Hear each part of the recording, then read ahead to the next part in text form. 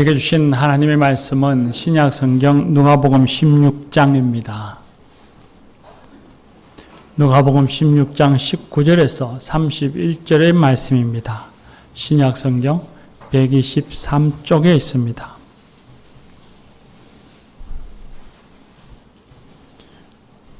누가복음 16장 19절에서 31절의 말씀, 하나님의 말씀을 경청하시겠습니다. 한 부자가 있어 자색 옷과 고운 베옷을 입고 날마다 호화롭게 즐기더라. 그런데 나사로라 이름하는 한 거지가 헌데투성이로 그의 대문 앞에 버려진 채 그 부자의 상에서 떨어지는 것으로 배불리려 하며 심지어 개들이 와서 그 헌데를 핥더라. 이에 그 거지가 죽어 천사들에게 받들려 아브라함의 품에 들어가고 부자도 죽어 장사되매 그가 엄부에서 고통 중에 눈을 들어 멀리 아브라함과 그의 품에 있는 나사로를 보고 불러 이르되 아버지 아브라함이여 나를 긍휼히 여기사 나사로를 보내어 그 손가락 끝에 물을 찍어 내 혀를 서늘하게 하소서. 내가 이 불꽃 가운데서 괴로워하나이다. 아브라함이 이르되 예 너는 살았을 때 좋은 것을 받았고 나사로는 고난을 받았으니 이것을 기억하라. 이제 그는 여기서 위로를 받고 너는 괴로움을 받느니라. 그뿐 아니라 너희와 우리 사이에 큰 구렁텅이가 놓여 있어 여기서 너희에게 건너가고자 하되 갈 수 없고 거기서 우리에게 건너올 수도 없게 하였느니라. 이르되 그러면 아버지여 구하노니 나사로를 내 아버지의 집에 보내소서. 내 형제 5이 있으니 그들에게 정언하게 하여 그들로 이 고통받는 곳에 오지 않게 하소서. 아브라함이 이르되 그들에게 모세와 선지자들이 있으니 그들에게 들을지니라. 이르되 그렇지 아니하니이다. 아버지 아브라함이여 만일 죽은 자에게서 그들에게 가는 자가 있으면 회개하리이다. 이르되 모세와 선지자들에게 듣지 아니하면 비록 죽은 자 가운데서 살아나는 자가 있을지라도 권함을 받지 아니하리라 하였다 하시니라. 아멘. 이 말씀으로 은혜 주실 줄 믿습니다. 예수도 중창단 찬양하겠습니다.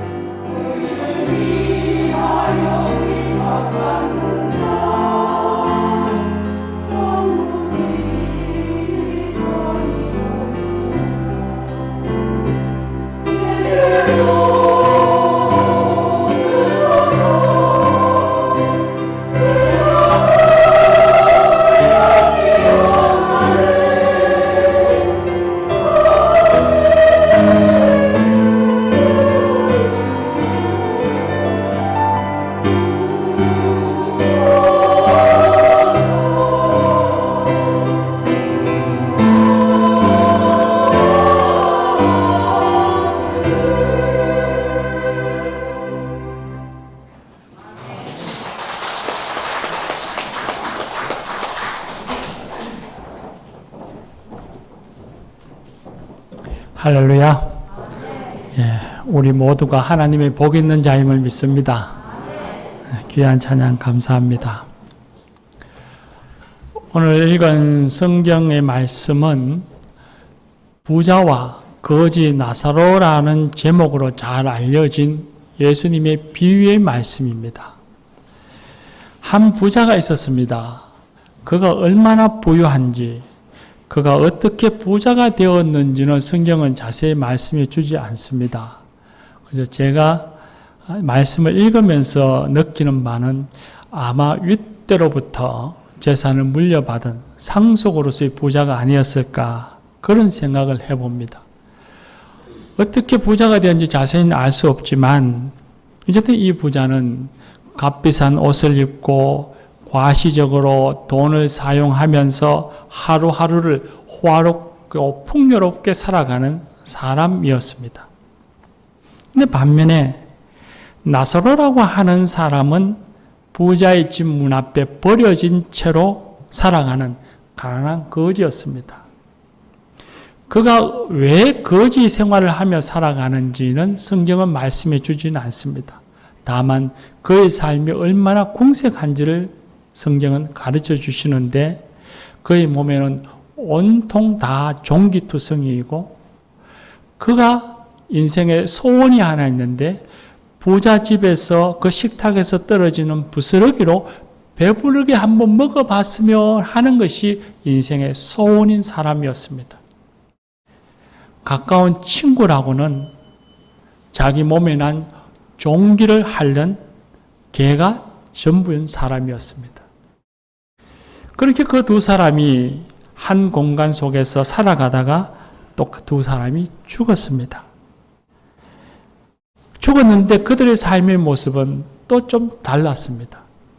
가난한 사람은 천사들에게 이끌려서 아브라함의 품에 안겨서 안락하게 살았고, 부자는 죽어서 지옥에서 물 한 방울 마시지 못하며 갈증으로 고통을 받고 살았습니다.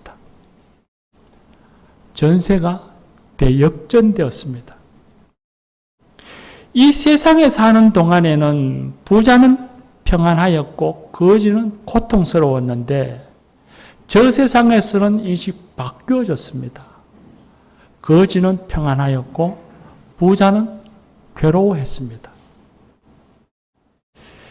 오늘 말씀해 보니 부자가 고통 중에 아브라함에게 소리 지르기를, 나사로를 보내어 그 손가락 끝에 물을 찍어 내 혀를 서늘하게 하소서 했습니다. 얼마나 고통 속에 있는지를 알게 해줍니다. 그런데 그가 그렇게 고통받는 이유를 아브라함이 말해주는데, 25절 말씀 보면 너는 살았을 때 좋은 것을 받았으니 여기서 괴로움을 받고, 나사로는 고난을 받았으니 여기서 위로를 받는 것이라 했습니다. 여기까지 말씀을 보면 이 세상에서 가난한 거지였던 나사로가 결국에는 잘 되었다는 겁니다. 여기까지 말씀을 표면적으로 드러난 대로만 이해를 하면 이 예수님의 가르침은 이 땅에서 가난하게 살아라, 거지처럼 살아라, 그럼 저 세상에서 복 받는다 라는 말씀 같습니다. 이상하지 않습니까? 정직하고 성실하게 살아가는 것이 동서고금의 격언입니다. 그런데 오늘 예수님의 말씀을 여기까지 표면적으로 드러나 있는 것으로만 이해를 하면 이 동서고금의 격언이 거짓이라는 것이니 뭔가 좀 이상하다는 생각이 듭니다.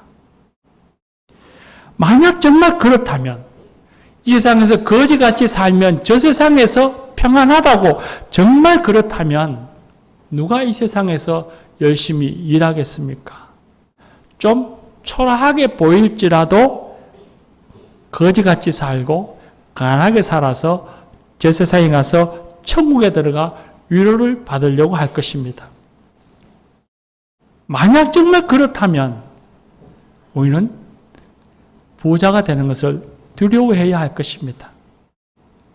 만약 정말 그것이 진리라면, 우리가 표면적으로 이해하는 말씀이 진리라고 한다면 게으르게 살고 낭비하는 사람들에게 칭찬해야 하고, 그렇게 살아가는 사람들에게 면죄부를 주는 말씀이고 가난과 게으름을 권장하는 말씀처럼 들려집니다. 성경에 보면 예수님이 가난하고 소외된 사람들을 사랑하시기는 했습니다. 사랑하셨지만 가난이 절대적인 선이라고 말씀하신 적은 없습니다.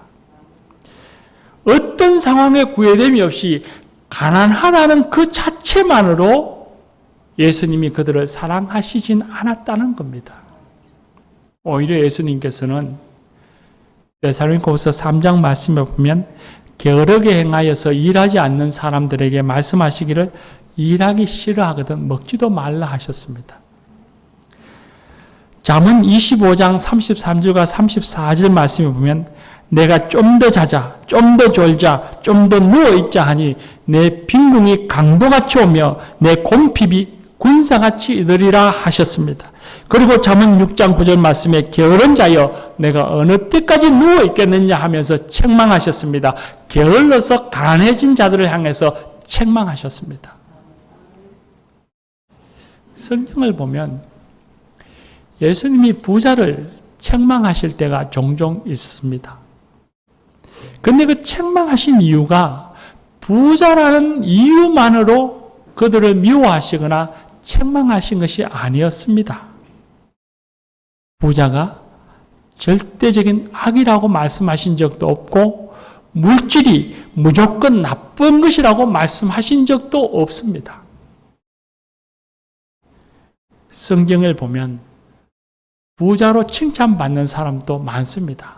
아브라함, 이삭, 야곱 부자입니다. 신약 성경에도 보면 아리마대 요셉, 빌레몬도 부자였습니다.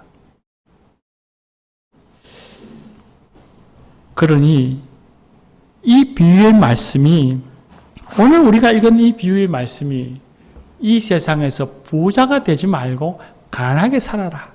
그러면 저 세상에 가면 인생이 역전되어진다. 그걸 가르쳐 주시는 말씀은 결단코 아닙니다. 그렇다면 예수님께서 이 비유를 통해서 우리에게 정말 들려주고 싶으신 말씀, 교훈의 말씀이 무엇일까요? 그 다음의 말씀, 27절 이하의 말씀이 매우 중요합니다. 그 이하의 말씀이 오늘 우리가 읽은 예수님이 하신 비유의 말씀의 핵심이고 중심입니다. 말씀에 보면 지옥에서 고통 속에 있는 부자가 아브라함에게 말하기를 내 아버지 집에 형제 5이 있는데 그들에게 나사로를 보내어 정령하게 하여 고통받는 이곳에 오지 않게 하소서. 죽은 자에게서 그들에게 가서 정언하면 그들이 들으리라 말합니다.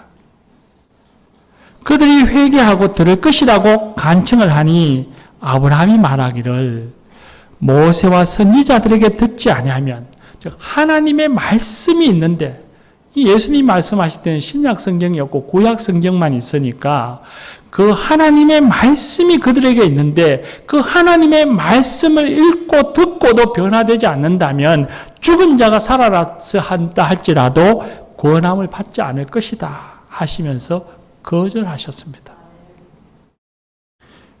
이 말씀을 보면 부자가 지옥의 고통 속에 오게 된 이유가 부자였기 때문이 아니라 이 세상에서 살면서 뭔가 잘못된 삶을 살았기 때문이라는 겁니다.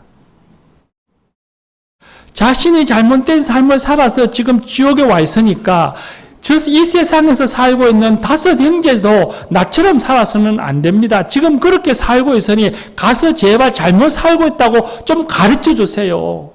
성경 말씀을 들어서는 깨우치지 못하니 나사로라도 보내서 좀 알게 해 주십시오. 그래서 그들은 나처럼 고통받지 않게 해 주십시오 하는 말입니다.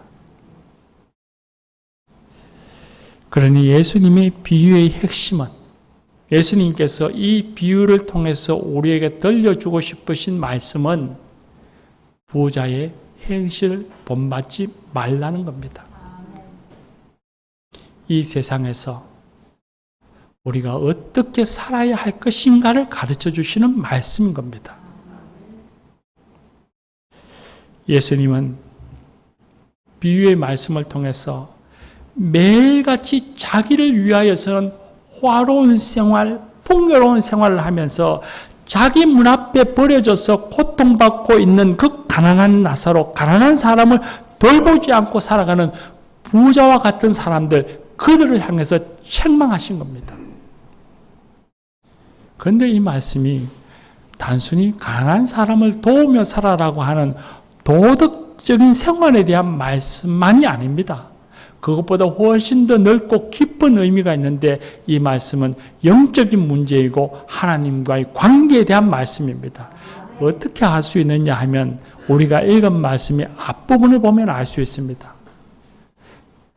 13절 말씀에 보면, 16장 13절 말씀에 보면 앞에서 예수님께서 불의한 청지기에 대해서 쭉 말씀하시고는 13절에 와서 말씀하시기를 하인이 두 주인을 섬길 수 없나니 너희는 하나님과 재물을 겸하여서 살 수 없다 말씀하셨습니다. 하나님을 섬긴다고 말하면서 재물을 사랑해서 재물의 지배를 받고 산다면 이거 하나님과 재물 둘 중에 하나를 선택하는 것이 되어지고 재물을 사랑하면서 하나님을 사랑할 수는 없느니라 말씀하십니다. 영적인 문제를 말씀하시는 것이고 하나님과의 관계에 대한 말씀을 하고 계신 겁니다.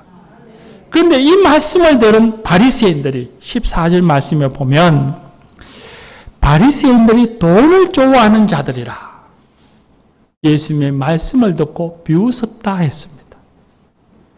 웃은 비웃는 이들을 향해서 예수님이 말씀을 하시는데 하나님의 말씀을 율법의 1점 한 획도 어기지 말고 그 말씀을 내가 지켜야 할 것이라 하면서 엄격하게 명령하셨습니다. 그리고 나서 이 비유의 말씀을 해 주시는 것입니다. 돈을 사랑해서 하나님을 섬기지 아니하고 하나님을 섬기는 사람들, 하나님의 말씀을 알면서도 하나님의 말씀에 불순종하며 살아가는 사람들, 그들에게 들려주시는 말씀이었고 결국에는 그런 사람들은 고통받게 될 것이라 말씀하고 계시는 겁니다.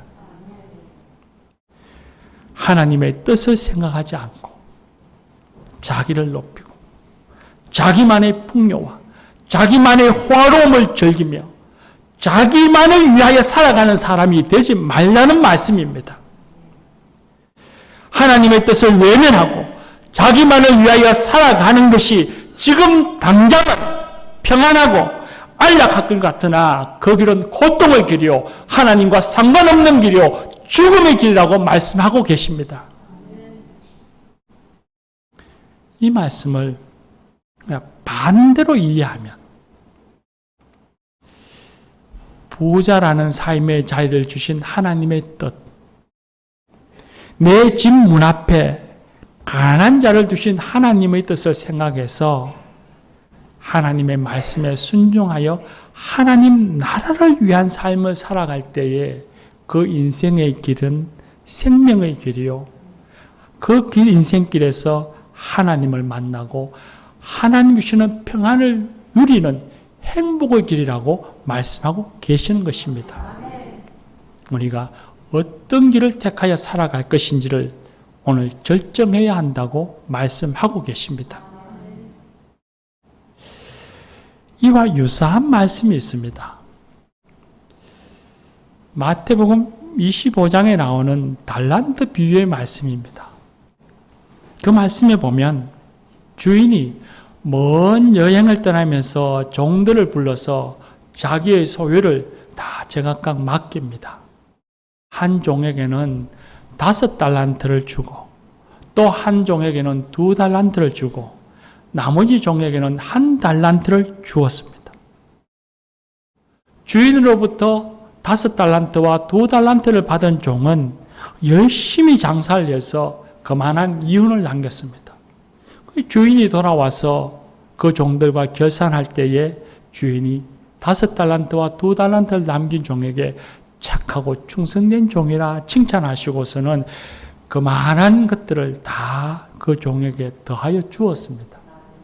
근데 1달란트 받은 종은 장사하지 아니하고 주인의 뜻은 생각하지 아니하고 땅에 파묻어 두었다가 그걸 그대로 주인에게 가져다 주었습니다. 그것을 본 주인이 그 종을 향해서 게으른 종이라 책망하시고서는 있는 것마저도 뺏어갔다라고 예수님은 말씀하셨습니다. 이 비유의 말씀 역시도 그리스도인들이 어떤 삶을 살아야 할 것인가를 가르쳐 주시는 말씀입니다. 우리는 이 비유의 말씀을 읽을 때마다 왜 달란트를 똑같이 나누어 주시지 차이나게 나누어 주시나 그런 것에 관심이 있고 불만이 있고 의문을 가집니다. 그런데 이 비유의 말씀은 그런 것에 핵심이 있지 않습니다. 이 비유의 말씀은 그런 것이 중심이 아닌 겁니다. 우리는 자본주의 사고에 젖어 있어서 늘 많고 적음에 관심이 많습니다. 그런데 이 비유의 말씀은 사람마다 제각각 자신만이 가진 독특한 자기의 달란트를 갖고 있다는 것이 비유의 핵심입니다. 하나님께서 각자에게 달란트를 주셨습니다. 그것이 재물일 수도 있고 재능일 수도 있고 권세일 수도 있고 지위일 수도 있고 지식일 수도 있고 시간일 수도 있고 건강일 수도 있고 마음일 수도 있고 각각의 은사들이라 말할 수 있습니다. 그 하나님 주시는 각각의 것은 저마다 다 갖고 있는 것입니다. 그런데 그 갖고 있는 것, 하나님이 주신 것, 왜 하나님이 내게 이것을 주셨을까? 그 뜻을 잘 생각해서 하나님의 뜻에 합당하게 하나님 나라를 위해서 살아가지 아니하면 자기만을 위하고 자기 만족과 자기 안락함만을 위해서 살아가면 안 된다는 겁니다. 하나님의 뜻을 생각해서 하나님 말씀에 순종하여 하나님 나라를 위한 삶을 살아가야 한다고 가르쳐 주시는 말씀인 것입니다. 그렇게 살아가는 것이 하나님을 기쁘시게 하고 그렇게 살아갈 때에 하나님이 더 큰 은혜를 누리게 될 것이라고 가르쳐 주신 말씀입니다. 사랑하는 교우 여러분, 우리의 삶은 하나님을 향해 있습니까? 우리의 삶은 하나님 나라를 위해 살아가고 있습니까? 성경에서는 모든 사람은 죄인이라고 말씀하셨습니다. 누구도 예외가 없이 누구나 다 모든 이 땅에 생명을 갖고 태어난 인간들은 다 죄인이라고 말씀하셨고 모든 사람에게 보편적으로 있는 죄를 우리는 원죄라고 합니다. 그런데 이 원죄의 내용을, 성격을 보면 그 원죄는 자기 중심주의입니다. 자기 중심적으로 살아가는 것을 의미합니다. 내 생각, 내 관심, 내 유익, 내 행복, 내 만족, 모든 것을 내 중심으로 생각하고 내 중심을 향해서 살아가고 내가 중심이 되어야 한다고 생각하며 사는 것입니다. 하나님이 인간과 세상을 창조하셨습니다. 세상의 중심에 하나님이 계시고 하나님이 우주 만물과 존재의 원칙과 질서를 세우셨을 뿐만 아니라 지금도 세상이 유지될 수 있도록 그 중심에서 붙들고 계십니다. 그런데 우리는 이 하나님을 우주와 우리 사회와 내 인생의 중심에서부터 밀어내고 몰아내버리고 그곳에 내가 중심이 되어 살아가고 있습니다. 이것이 죄의 성격입니다. 원죄의 본질입니다. 자기 중심주의입니다. 우리의 삶을 한번 살펴보면 알 수 있습니다. 우리는 의식적이든 무의식적이든 하나님을 하나님의 자리에서 몰아내어 버리고 그 중심에 서서 우리는 살아갑니다. 그리고 이로 인해서 우리 모두 다 심판받을 수밖에 없고 죽을 수밖에 없는 존재들이었습니다. 그런 우리들을 하나님께서는 불쌍히 여기시고 긍휼히 여겨주셔서 예수님을 이 땅에 보내주셨고, 예수님께서는 우리를 위해서 십자가에 죽으셨고 다시 부활하셔서 죄의 권세를 이기셨습니다. 그 예수님의 은혜로 인해서 우리는 죽음에서부터 벗어나서 죄에서 자유한 자가 되었습니다. 해방되었습니다. 하나님의 자녀가 되어졌습니다. 그런데 그렇게 죄에서부터 자유함을 받은 우리가, 하나님의 자녀된 우리가 하나님을 위하여 살아가지 아니하고 여전히 자기 중심적으로 산다면,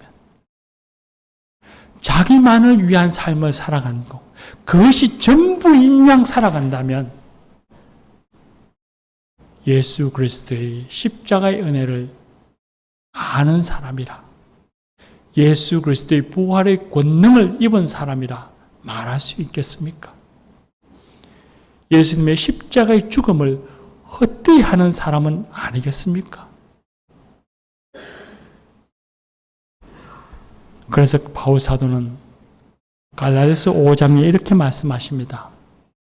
예수님께서 너희를 자유하게 했으니, 죄로부터 해방시켜 주셨으니 너희는 육체의 기회로 삼지 말고, 그 자유로 육체의 기회를 삼지 말고 오직 사랑으로 서로 종노릇하라 하셨습니다. 자기 중심적으로 여전히 죄에 갇혀 살지 말고 이제는 자기를 좀 떠나서 하나님을 위하여, 하나님 나라를 위해서 살아가야 한다고 가르쳐 주셨습니다. 어떤 이는 이렇게 말합니다. 내가 예수 것을 위하여 번 건데, 내 것을 내 마음대로 사용하는데, 나를 위해서 사용하는데 그게 뭔 잘못이라고, 너무 당연한 것인데 왜 나에게 안 된다고 말합니까? 그렇게 말하는 이들도 있습니다. 물론 우리는 재물을 얻기 위해서 수고하고 노력했습니다. 물질뿐만 아니라 우리가 지식이든 재능이든 무엇이든지 여기까지 이르기 위해서 우리는 많은 노력을 기울였고 남에게 다 말하지 못할 인내 시간들도 가졌는 것은 분명합니다. 그러나 여러분 한번 생각해 보십시오. 그것이 전부 다 내 것일까요? 내 노력으로만 이루어진 것일까요? 하나님께서 여기까지 이룰 수 있도록 좋은 사람들을 만나게 해주셨고 좋은 기회를 주셨고 환경을 만들어 주셨습니다. 내 수고와 노력이 헛되지 않도록 하나님께서 지켜주셨고 인도해 주셨기 때문에 여기 오늘 우리가 머물러 있는 것입니다. 그러니 내가 가지고 있는 것은 다 내 것이라 말할 수 없습니다. 다윗이 고백했던 것처럼 내가 가진 부와 권세와 건강과 재능과 모든 것이 내 것이 아니요 하나님의 것입니다. 하나님께서 내게 주신 하나님의 것이니, 내게 맡기신 하나님의 것이니, 나만을 위해서 사용하는 것이 아니라 하나님을 위해서, 하나님 나라를 위해서 사용하는 것이 당연한 일 아니겠습니까? 물론 우리가 사도들처럼 완전히 온전히 하나님만을 위해서는 살아갈 수 없을 것입니다. 아니, 모든 인간이 나라고 하는 것에서부터 완전히 벗어나서 살아갈 수 없는 사람들입니다. 그래서 우리는 여전히 죄인인 것이죠. 연약함을 갖고 있습니다. 우리도 나를 위해서 머리 누울 곳이 필요하고 내 가족이 쉴 만한 집이 있어야 하고 그리고 내 살아가는 삶의 위치에 맞는 의복이 있어야 하고 그리고 건강을 위해서 맛있는 것도 먹어야 하고 그리고 적면 식견을 넓혀가기 위해서 여행도 다녀야 하고 나를 위해서 필요로 하는 것을 사용하고 살아야 합니다. 중요한 것은 내 삶의 중심이, 삶의 방향이 어디에 있느냐 하는 것입니다. 하나님보다 돈을 사랑한다면 곤란합니다. 마음의 중심이 하나님께 있어야 합니다. 삶의 방향이 하나님께 있어야 합니다. 부족한 듯 하지만 마음을 하나님께 두고 내 삶의 모든 것 가운데에 일정한 부분을 하나님을 위해서 사용하며 살아가는 것입니다. 그래서 하나님께서는 우리에게 10의 1을 바치라 말씀하셨습니다. 물질의 11조만 말하는 것이 아닙니다. 시간과 재능, 마음과 건강의 11조를 하나님을 위해서 사용하며 살아가는 것입니다. 과거의 우리 믿음의 선배들은 시간의 11조를 들여서 일주일 가운데에 한나절은 복음을 전하는 일을 사용했습니다. 바쁜 농사철에도 예외는 아니었습니다. 모두가 다 어렵고 힘든 삶을 살아가지만 어려운 이웃들을 위해서 자기 것을 내어놓고 도피를 즐거워했습니다. 병든 이가 있으면 신방하기를 기뻐했고 어려운 이들을 위해서 밤새워 기도하기를 힘쓰했습니다. 교회와 성도들을 위해서 봉사했습니다. 서로 격려하고 위로하며 함께 더불어 살아가기를 노력하고 기뻐했고 자랑스러워했습니다. 이제 우리가 하나님을 위한 삶, 하나님 나라를 향한 삶을 살아가야 합니다. 그 길은 분명 좁은 길임은 틀림이 없습니다. 인간이 가지고 있는 연약함, 그 욕망을 억제해야 하는 길이고 또 어느 순간에는 내 것을 내어놓는 희생의 길이기도 하니 사람들이 많이 다니지 않는 좁은 길입니다.